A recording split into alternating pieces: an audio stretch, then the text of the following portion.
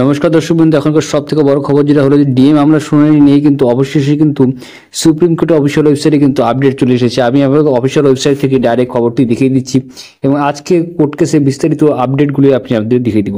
তো ডায়েরি নাম্বারটি দেখতে পাচ্ছেন 35,292/2022 কেসটা আছে।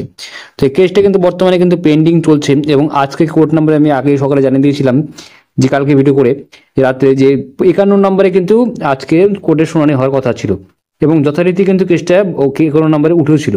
অনেকে কথা বলেছিল যে কেসটা কিন্তু উঠবে না, কিন্তু উঠেছিল কিন্তু কেসটা, ঠিক আছে।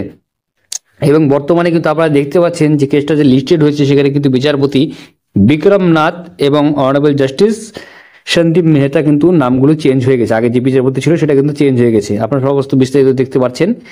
তো আজকে যে কেসটা উঠেছিল সেই কেসটা কিন্তু যথারীতি উঠার পরেও বিচারপতি জানিয়েছে যে তাদের কিন্তু বেশ কিছু একটা সমস্যা হয়েছে, অন্য কোনো কারণ আছে। তো সেই সমস্যার কারণে কিন্তু বর্তমানে কিন্তু সেই কেসটি কিন্তু আজকেও আর শোনা হলো না। তো ঠিক আছে, শোনা হলো না। তো এই ব্যাপারে পরবর্তী ডেটটি তারা কি দিয়েছে আমি আপনাদের দেখিয়ে দিচ্ছি।